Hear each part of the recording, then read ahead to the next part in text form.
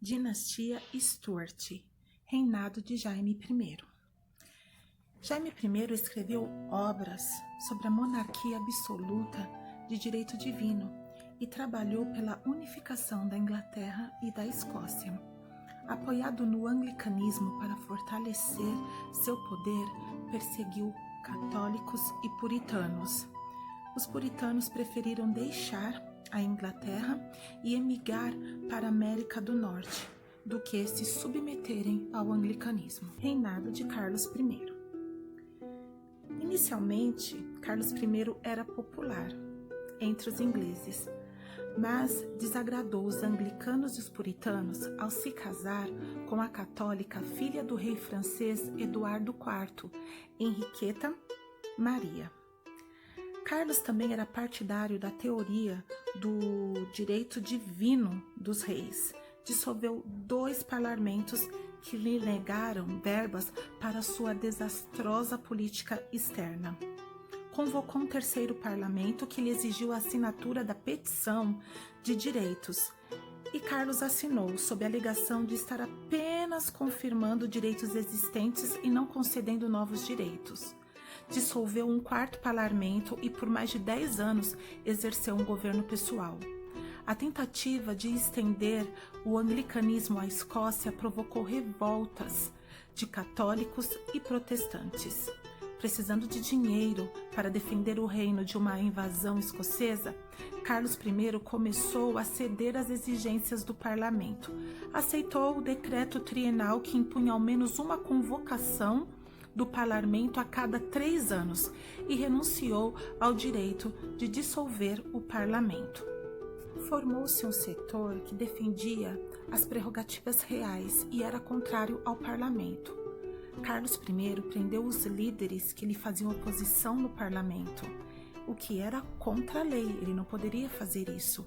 Então este fato deu início a uma guerra civil.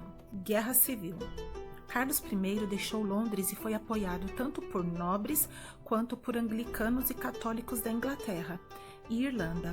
Esses partidários do rei ficaram conhecidos como cavaleiros.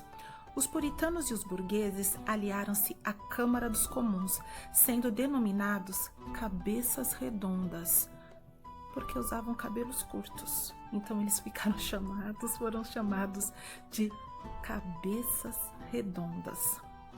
Até o início de 1645, os confrontos foram marcados por vitórias e derrotas dos 2 lados, mas organizou-se um novo exército modelo em fevereiro de 1645, que substituiu as forças da causa parlamentar. Comandado por Thomas Fairfax e Oliver Cromwell, o novo exército modelo derrotou as forças realistas. Carlos I procurou o apoio da nobreza escocesa, mas foi derrotado e preso. Terminada a luta entre o rei e o parlamento, seguiu-se um conflito entre a parte vitoriosa.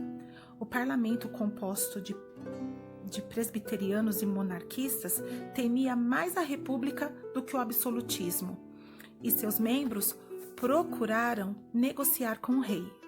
O exército, ao contrário, não desejava a igreja presbiteriana nem Carlos I. Oliver, então, marchou sobre Londres e expulsou 150 deputados do parlamento. Os membros remanescentes, os membros que sobraram do parlamento, ficaram conhecidos como rabo de parlamento.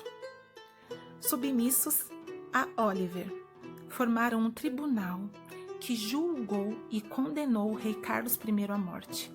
Ele foi decapitado e pouco depois aboliu-se a monarquia e a Câmara dos Lordes. A Inglaterra foi declarada comunidade e Estado livre, estabelecendo-se uma virtual república no país.